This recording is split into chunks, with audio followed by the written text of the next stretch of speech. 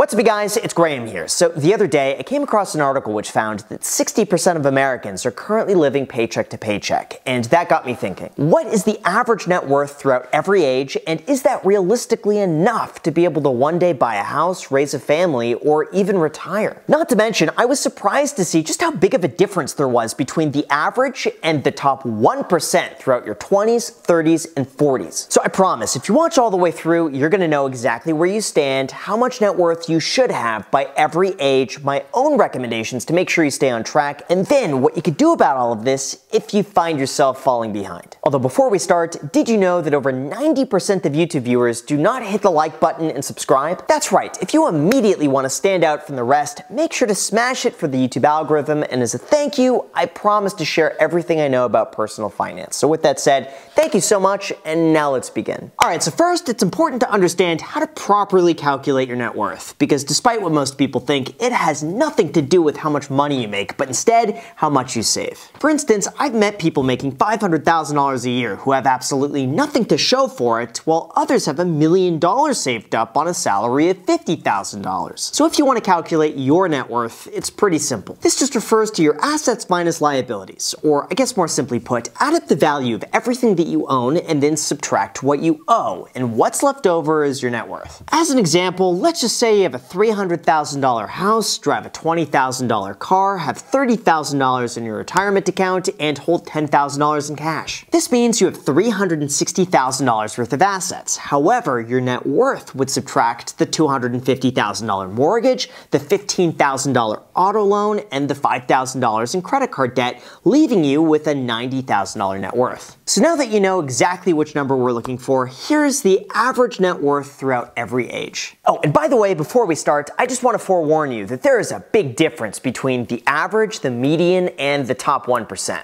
Let me explain. Anytime you look at the average, it's typically skewed by a few people who make a lot of money. Like if you took the average net worth of 10 random people and Elon Musk was one of them, the average number would be somewhere in the tens of billions, despite the other 9 people probably being worth closer to zero. So for that reason, I think it's also important that we include the median net worth, which is the perfect middle point of someone's finances. That way, you'll not only see how much you stack against the high earners, but also how you stack up against the majority of your peers. And it all starts here. According to the Federal Reserve Consumer Finance Survey, the average net worth of those between the ages of 18 and 24 is $28,707.13. But before you get discouraged, just remember that this number is pulled up significantly by a few people who make a lot of money, like the Stranger Things cast who earn an estimated $9.5 million paycheck, or the top 1% in this age who have a net worth of $435,000. Because of that, the median net worth in this age bracket is $8,216, likely because most people at this age are either still in school, just beginning their career, or just starting to save. Not to mention, if you went to college, the average student loan debt is $37,574. So it wouldn't even be uncommon at this age to have a negative net worth simply because you had very little to begin with. That's why if you want to put yourself ahead and make sure you're on track to doing everything you want to do throughout your 30s and 40s, here's what I recommend. First, go and get yourself a credit card with no annual fee. The point of this is to begin building your credit history, and since 50% of that score is based on your on-time payment history and how long you've had the card open for, the sooner you start on this, the better. Second, make sure you open up a Roth IRA or contribute to a 401k. These are both tax-advantaged accounts that you would be able to set up yourself or through an employer, and then from there, you'd be able to invest your money much more efficiently. Doing this is incredibly easy. It'll probably take you about 20 minutes, and ideally, you should aim to save anywhere between 10 to 20% of your income. The third, try to have between 2 to 6 months worth of your expenses saved up in cash. This is meant to be like your emergency fund, so you can have something to fall back in case you need it. So if you spend usually $1,000 a month, try to save up between $2,000 to $6,000 and put all of it in a high-yield savings account. And finally, fourth, get yourself invested in the markets. I think it's so important that you at least begin investing at this age, even if it's just $100. That way you'll be able to see what it's like bike, you'll get your feet wet, and I promise you, once you start, you're not going to want to stop. Not to mention, you could use the link in the description, and our sponsor, Public.com, will be giving you a free stock worth all the way up to $1,000 when you make a deposit with the code GRAHAM. So hopefully that should at least give you a bit of a head start. Alright, now from the age of 25 to 29, there really aren't that many changes, with an average net worth of $49,387. Except, it's worth noting that the median net worth in this category actually went down to $7,511, likely because this is the age you begin moving out on your own, getting adult responsibilities, stop having fun, and having to pay your own cell phone bill. However, if you're in the top 1% in this category, you're going to see your net worth increase to $606,188.36. To be honest, at this age, your priority should really be about finding a good long-term career, building to your strengths, and maximizing your income to be able to save as much money as possible. Ideally, you should also be tracking your expenses, keeping a budget, and understanding how much you're going to need saved and invested in order to retire. I know it could sound really boring to start thinking about right now, but the truth is, when it comes to investing, starting in your 20s could put you so much further ahead by the time that you're older. Just consider this. If you want to have $1.5 million invested by the age of 65, you could do that by investing $416 a month beginning at the age of 25 at an average of an 8% return. However, if you procrastinate and don't get started until the age of 35, you would need to invest almost $1,000 a month to reach that exact same goal. So the choice is yours. Save $416 now or $1,000 a month later. Speaking of your 30s though, this is the age where you'll really begin to see the biggest differences. For example, the median net worth of those aged 30 to 34 is $35,000, the average is $122,000, and if you want to be in the top 1% of this category, you need to be worth about $1 million.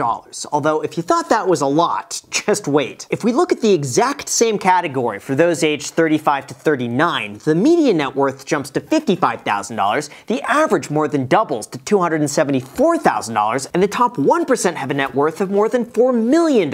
So what just happened? Well, most likely this is the time your income and career really begin picking up. This could also be the point where some people are fortunate to exit their business, benefit from an IPO, or have a few very well-timed investments that bump up the top 1%. Although in terms of actionable steps that you could take throughout your 30s to dramatically increase your net worth, here's what I would recommend. First, aim to completely get rid of any bad debt. This means you've paid off any loans above a 6 to 7% interest rate, you don't have any outstanding credit card debt or personal loans, and besides the possibility of a mortgage, you have nothing else weighing you down. The second, you should try to save at least 20% of your income. My personal approach with this that's worked really well for me is that anytime I make more money, I just pretend that money doesn't exist and I just automatically invest it out of sight, out of mind, and I keep spending the exact same as I have been. And third, if you want to stay on track for retirement, your net worth should be equal to 4 times your annual expenses or 2 times your annual income by the age of 35. When it comes to this, the blog Mr. Money Mustache has the perfect chart that shows you exactly how much you'll have to save in order to retire. For example, someone who saves 10% of their income would be able to retire after 51 years, while someone saving 40% could retire in 22 years. By viewing everything from this perspective, it'll give you a much greater understanding in terms of exactly how much you'll need to save and for how long. Now, by the time you're in your 40s, things really begin to speed up. The median net worth between 40 and 49 is $164,000, the average is $761,000, and if you want to be in the top 1%, that'll be about $10.5 million.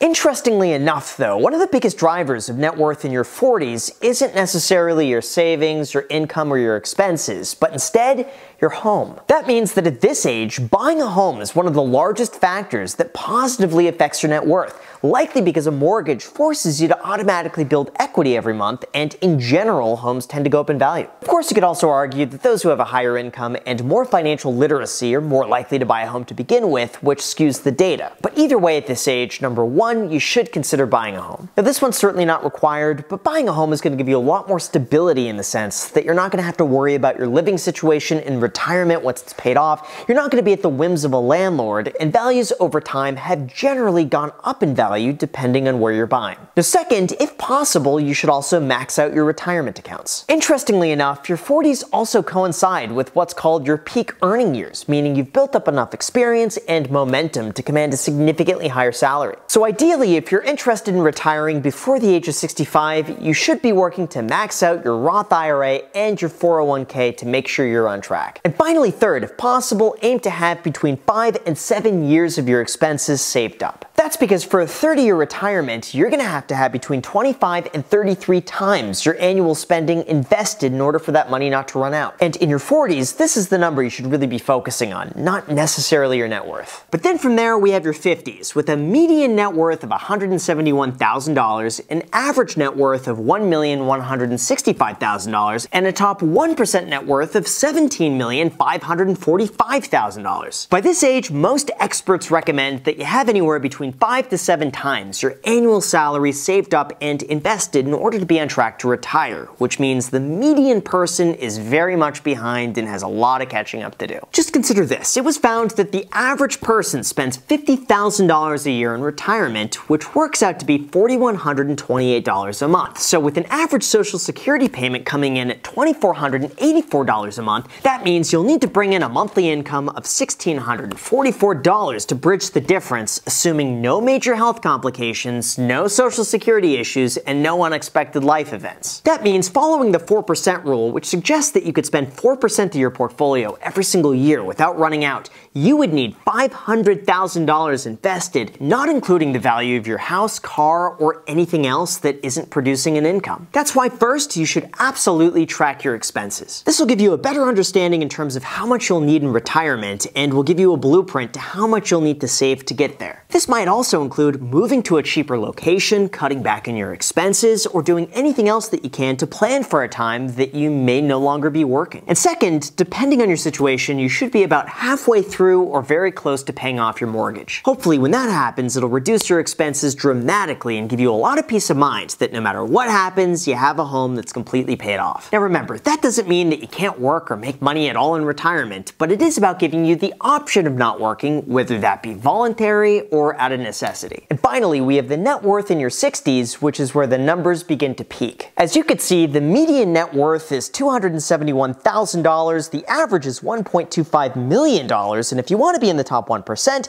it's a net worth of $16.4 million. Surprisingly, everything from this point on is kinda downhill. For example, every age bracket afterwards from median, average, and top 1% declines, likely as they begin working less and spending down their money. However, a few things in this age bracket will begin to happen. And no, I'm not talking about lower back pain. Instead, first, you'll most likely have already paid off your mortgage. This will give you a paid off asset that you could always sell in the event you want to retire in Florida. Second, spending actually begins to decline after the age of 65. Even though it might sound kind of depressing, research suggests that worsening health associated with aging reduces the need or desire for some types of spending, such as trips and vacations. So at least the bright side is that you'd be able to save a little bit more if you haven't done that already. And finally, third, now is the time that you could begin withdrawing from your retirement accounts without incurring a penalty. Remember, all the profits you made in a Roth IRA are completely tax and penalty free after the age of 59 and a half, so enjoy. You could also begin collecting from Social Security in your late 60s along with cashing out of a 401k, so go ahead and buy that Lamborghini you've always wanted. Just kidding. Anyway, all of this is meant to get you to realize that at the end of the day, even though net worth is something to consider, a much more reliable indicator of financial independence is simply how much money you spend relative to how much you make. Just remember that it's completely possible for somebody to be worth $20 million and be completely broke because they constantly spend more money than they make, just like it's possible for somebody to be worth $500,000 and be financially free because they only spend $20,000 a year. That's why I think what really matters the most is just how much money do you spend. It's all about realizing this as soon as possible and then working within your means to optimize your spending and saving as efficiently as you can. So with that said, you guys, thank you so much for watching. As always, feel free to add me on Instagram, and don't forget that you could get a free stock with all the way up to $1,000 with our sponsor public.com down below in the description when you make a deposit with the code GRAHAM. Enjoy, thank you so much, and until next time.